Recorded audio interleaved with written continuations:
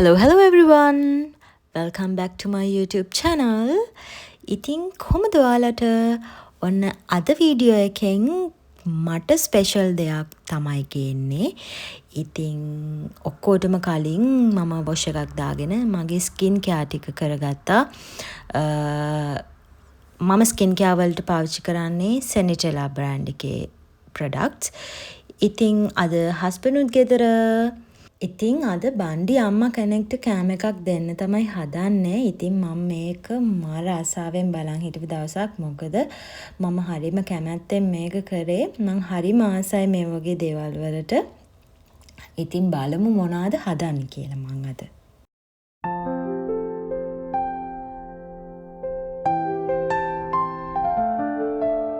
මං කට්ලට්ස්ුත් හදනවා. ඒක නිසා මං අල එක කලින් තැම්බෙන්න දාලා අල කරියකට මේ අල කරිය එකක් කියලා කියන්නේ අල තෙල් දාලා වගේ මම බැදලා තෙල් දාන්න තමයි හිතුවේ. ඉතින් ඒකට අවන අල ටිකයි ඉස්සලාම තඹගෙන තියාගත්තා. මොකද මට ලේසියි. එතකොට අල ටිකක් වෙලා යනවනේ තැම්බෙන්නේ. එතකොට මට ඒක හදාගෙන තියාගත්තම ලේසියි. ඊට පස්සේ මං අල ටික එයා ෆ්‍රයි එකේ දාලා තමයි ෆ්‍රයි කරගත්තේ. මොකද නැත්තම් තෙල් ගොඩක්නේ. ඒක නිසා ඒක දාලා ෆ්‍රයි කරගත්තාම මට ලේසියි. මම ඊට පස්සේ අර කපා ගන්න ඕනේ දේවල් ටික ලුණු මිරිස් එතකොට සුදු ලුණු ඒ දේවල් ටික ඔක්කොම කලින්ම මම කපාගෙන තියාගන්නේ. මම නෝමල් ගෙදර වෙනකොට කලින් කපාගෙන තියාගන්නවා. මොකද ඒක ලේසි. ඉතින් මම මෙයාවත් පොඩ්ඩක් හෙල්ප් එකට ගත්තා. මොකද මේ දැන් චුට්ටක් එළියට යන්න දෙන්නම පොඩි වැඩකට. ඉතින් මට ලෑස්ති කරලා තියන් ගියාම ලේසියි හින්දා මම මෙයාවත් පොඩ්ඩක් ගත්තා උදව්වට. වැඩ ටික කරගන්න. එතකොට මට ලෑස්ති කරලා ගියාම ඇවිල්ලා උයන්න විතරනේ තියෙන නිසා.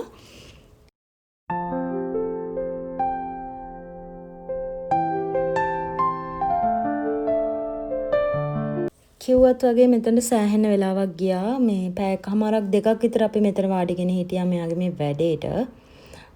මට ඒකෙන් සෑහෙන දෙයක් කරගන්න දීප ගෙදර හිටියා නම්. ඉතින් දෙන්නටම ගොඩක් බඩගින්න වෙලා තමයි හිටියේ. මොකද කාලේ හිටියෙත් නැහැ. ඒක නිසා යන ගමන් කන්න මොන හරිත් අරගෙන ආයි ගෙදරට ගිහලා මං ටක් ගාලා චේන්ජ් කරගත්තා. චේන්ජ් කරගෙන යන්න ලෑස්ති වුණා.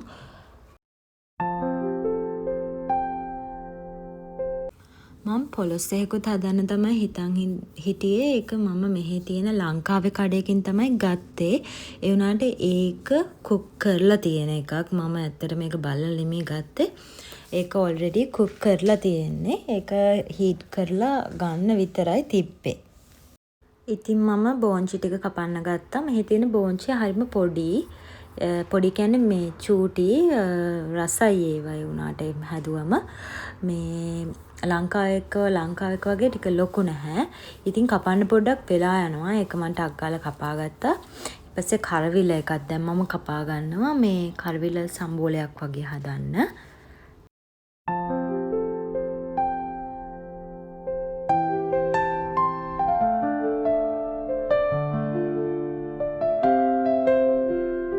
ඉතින් ඔක්කොම ලෑස්ති කරගෙන ඉවරයි දැන්. උයන්න තමයි තියෙන්නේ.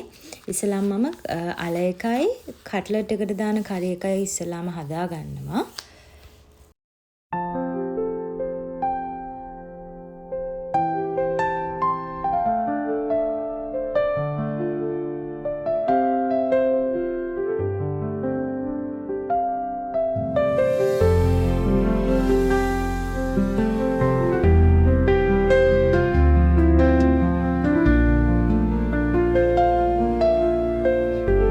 මං කට්ලට් වලට දාගන්නෙත් මේ චිකන් මාළු නෙමෙයි. මොකද මාළු මේ කරි එකක් මම හදනවා වෙනම. ඒක නිසා කට්ලට් වලට මම චිකන් දාගන්නවා.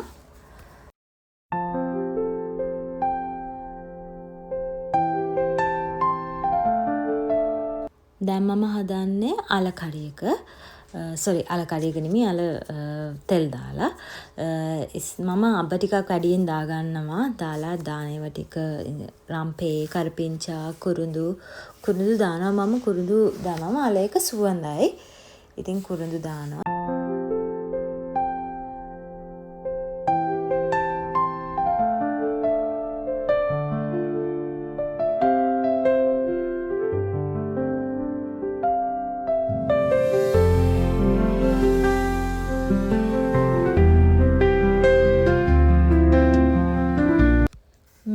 මාළු ටික මෙහෙම හොඳට ටිකක් තෙලේ බේමුණාට පස්සේ මම එයා ෆ්‍රයි කරගත්ත අල ටික දානවා. දාලා ටිකක් වෙලා කලවම් කරලා ඊට පස්සේ අල කරි එක ඉවරයි. ඊට පස්සේ දැන් මම මේ හදන්න යන්නේ බෝංචි එක.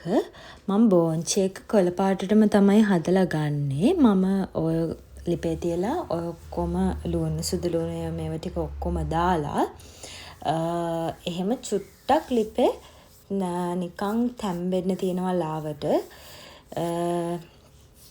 ඊට පස්සේ තමයි කිරි දාලා ටිකක් වෙලා තියලා ගන්නෙ. මට අමතක වුණානේ මම තෙල් චුට්ටකුත් දානවා. ඊට පස්සේ අබ දානවා, උළුහල් දානවා. දාලා ඒව ටික ඔක්කොම හොඳට මික්ස් කරලා ඊට පස්සේ චුට්ටක් ලිපේ තියනවා ටිකක් වෙලා. ඊට පස්සේ පොල් කිරි දාලා චුට්ටක් වෙලා ලිපේ තියලා ගන්නවා මම.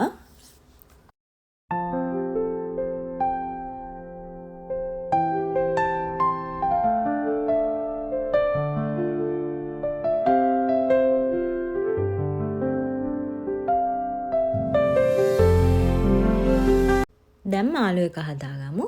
මේ මාළු එක මම ගත්තේ මේ මාළු මෙහෙ ගන්න, කියන්නේ ගොඩක් ගන්න නැහැ මාළුවෙම. ඒ මාළුව දුම් ගහලා තියෙන මාළු.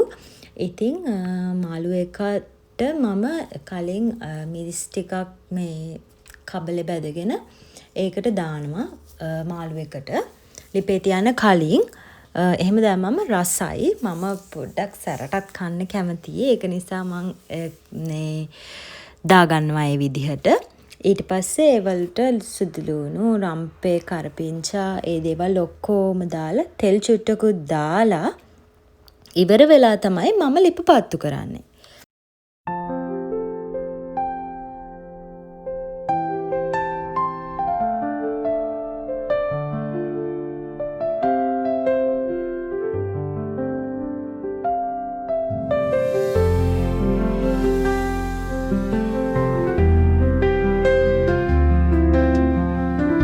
දැන් මම මේ දාන්නේ ගොරකා. ගොරකා මම වෙන්දට මේ අතින් ගන්නෙ නැහැ. මේ හැන්දකින් තමයි ගන්නෙ. මට දැන් හොඳටම පරක් වෙලා තිබ්බේ. මොකද මම දවල්ට නෙමෙයි මේ කෑම දෙන්න හිටියේ, රෑට. ඉතින් අර ඉස්සෙල්ලා ගමනකුත් ගියපු හින්දා ඒකෙන් පොඩක් පරක් වුණා. ඊපස්සේ මේ ටික හොඳට කලවම් කරලා කෑලි කැඩෙන්නේ නැති වෙන්න, කුඩු වෙන්නේ නැති වෙන්න හොඳට කලවම් කරලා මාළු එක වැහෙන්න වගේ වතුර ටිකක් දාලා ලිපේ තියාගන්න. ඊට පස්සේ මම මේවා ටික දඩි පිටි ගාලා හදන්න ගත්තා. කරවේල එකත් ඔහොමම බැද ගන්නවා. මේ තියෙන්නේ මම හදපු කෑම. ඉතින් මම ටක් ගාලා ඔක්කොම හදාගත්තා. මේ මොකද කට්ලටුත් මම හදාගත්තා. පොලොස් එකේ මට හදන්න දෙයක් තිබ්බේ නැහැ. ඒක නිසා මම ඉක්මනට ඒව ටික හදාගත්තා. මොකද වෙලා නැති හින්දා. ඉතින් අද මම මේ කෑම ටික හැදුවේ හරිම ආසාවෙන්. ඉතින් මම මේ දේවල් ඉගෙන ගත්තේ මගේ අම්මගෙන්. ඉතින් එයත් එහෙමයි. එයත් මේ වගේ දේවල් හරියට කරනවා. ඉතින් මට කියනවා ඔයත් කවදා හරි මේ දේවල් කරන්න ඕනේ කියලා. ඒ වගේ තමයි මම මේ කෑම හැම දෙයක්ම ඉගෙන ගත්තේ අපේ අම්මගෙන්. සහ අපේ අම්මගෙන්. ඉතින් අපේ අම්මා මාරම රසයි කෑම හදනවා. එයාගේ කෑම මට ගොඩාක් මිස් වෙනවා. ඉතින් එයාගෙන් තමයි මම මේ හැම කෑමක්ම හදන්න ඉගෙන ගත්තේ. ඒ වගේම අපේ අම්මත් එහෙමයි. එයාත් මට පොඩි කාලේ ඉඳන්ම ඒ දේවල් හැමදේම උගන්වනවා. ඉතින් අදට මගේ vlog එක මේ විදිහට ඉවර වෙනවා. එහෙනම් තවත් වීඩියෝ එකකින් හම්බ වෙමු. bye. මාව subscribe කරන්න.